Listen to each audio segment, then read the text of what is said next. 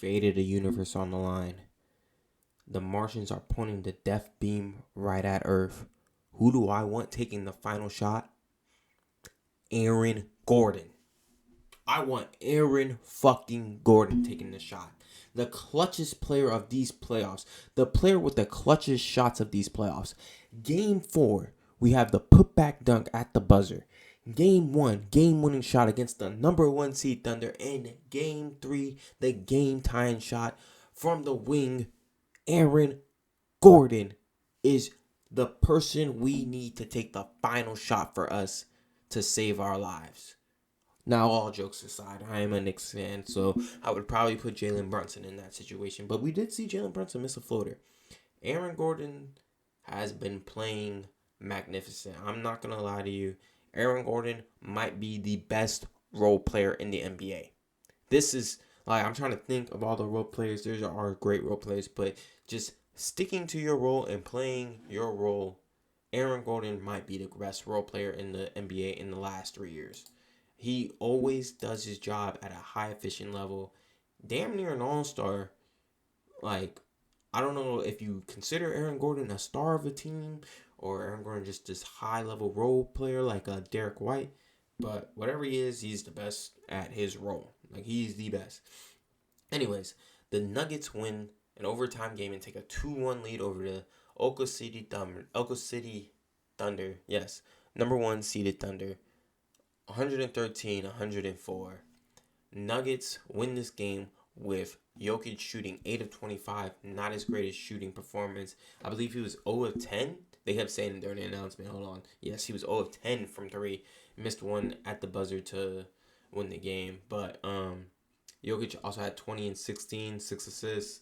He had 8 turnovers. It wasn't a great Jokic game. And they still find a way to win. Jamal Murray, the others, as Shaq and Stan Van Gundy like to say, the others stepped up. Jamal Murray with 26, 4 steals. 4 steals? Golly.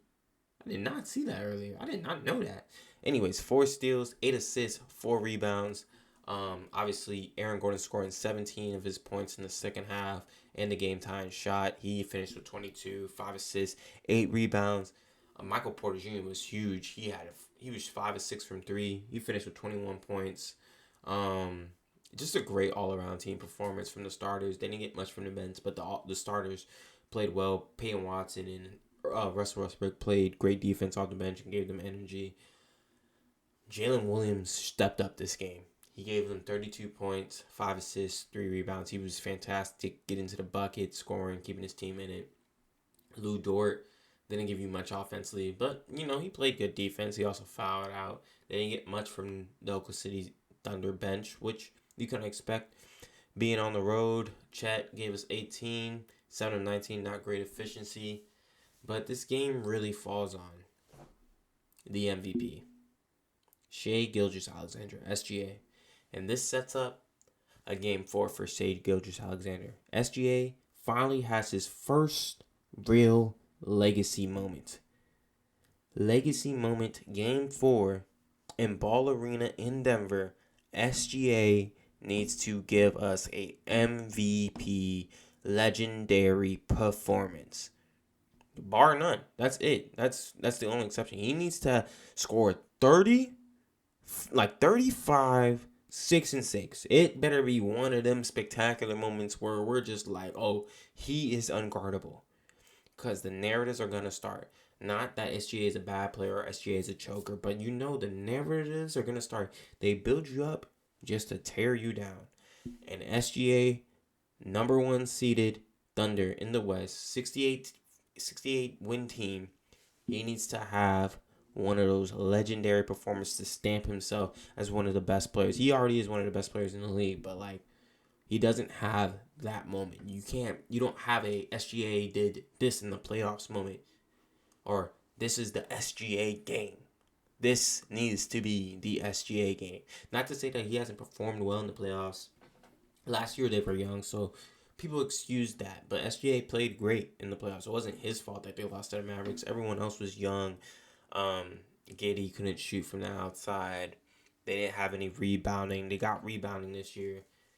The game came down to the clutch in game 3 and game 1.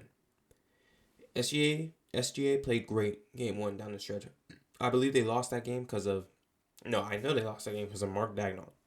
Mark Dagnall's coaching decision to foul up three, not the idea of fouling up three, but just the way they executed it, fouling so quickly and fouling.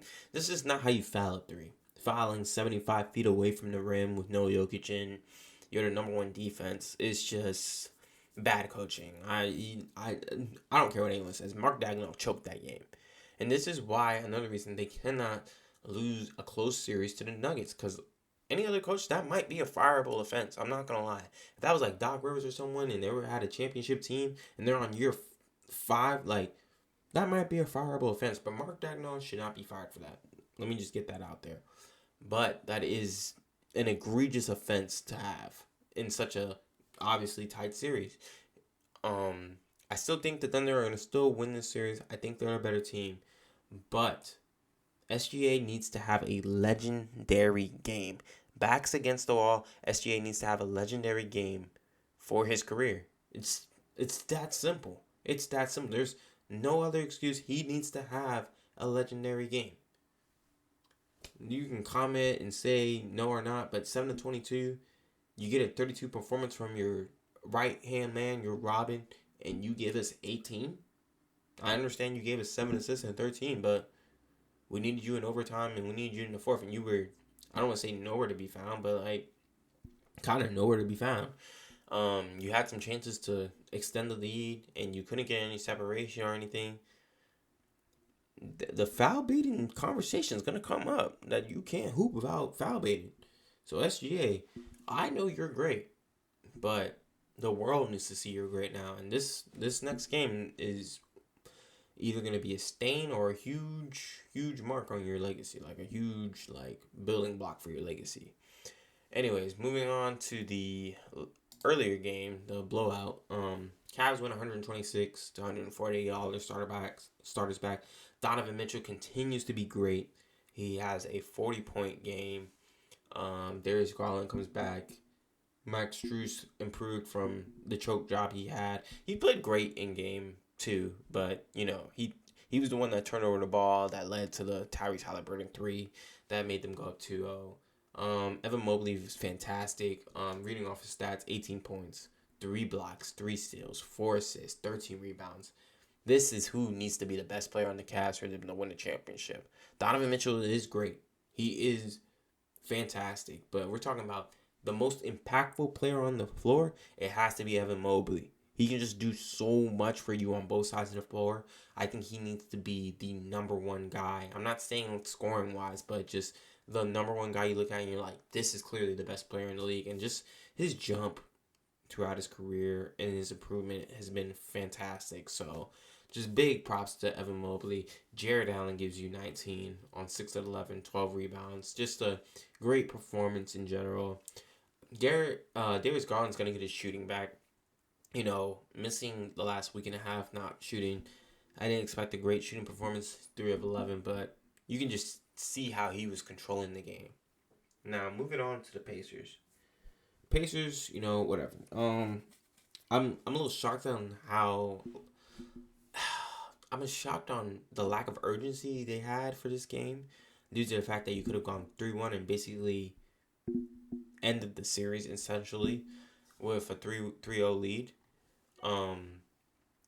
But Tyrese Halliburton, first of all, Benedict Mathurin was great, but Tyrese Halliburton, you are supposed to be a top 20, top 30 guy in the league.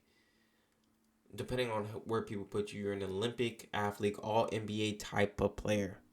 And you've shown that during the playoffs. But for you to come out here 2-0, going back to the crib against the number 1 seed with a chance to kill them, I thought I was going to see a killer instinct. Clearly, Tyrese Halliburton did not come out there and show that.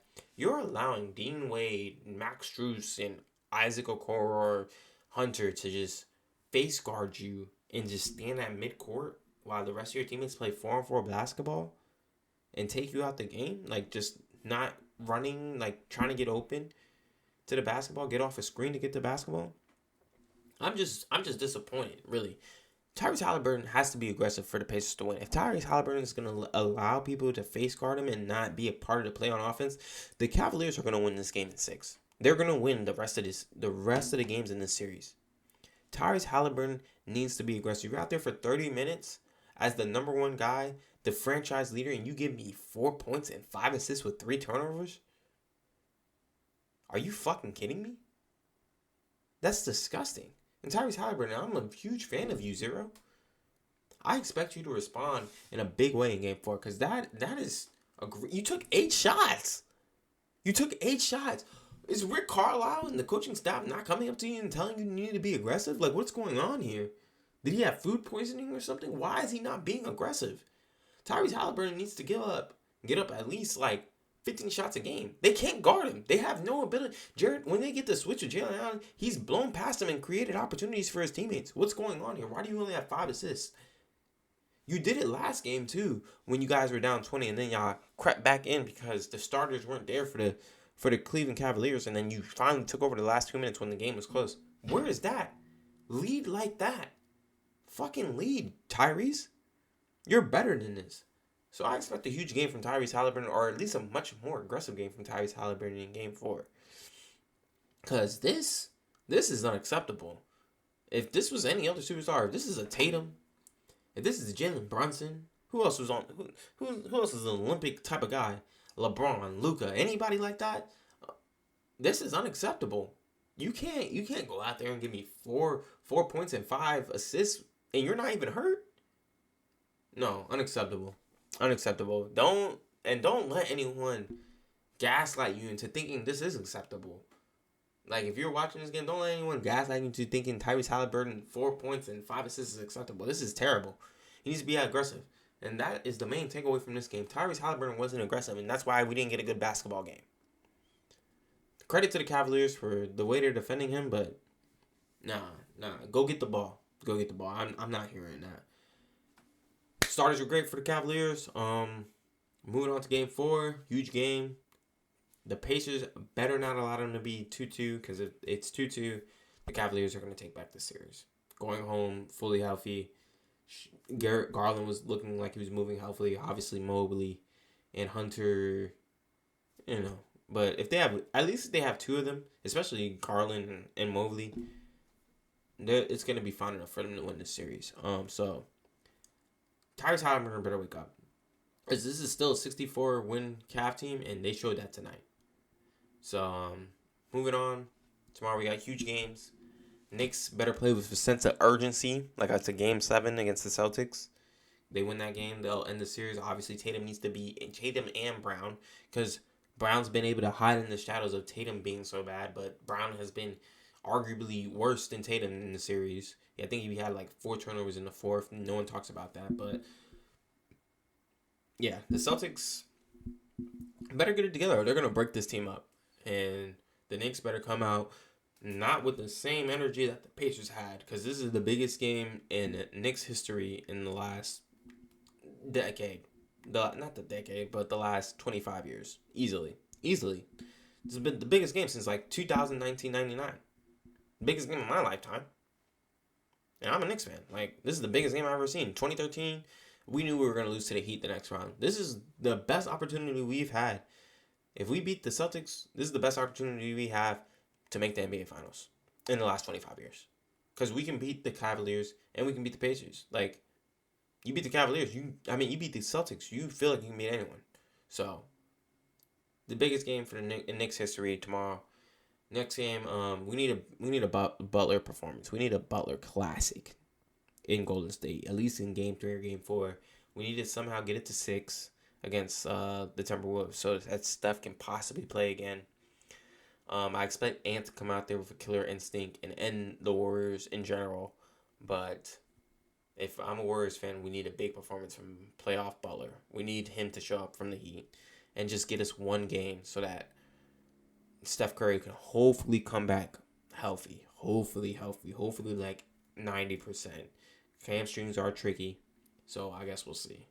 Anyways, that's it for me today. Like, comment, subscribe. Give me some of your thoughts on the video. Give me some of whatever, whatever you guys want to say, man. I'm out. It's late.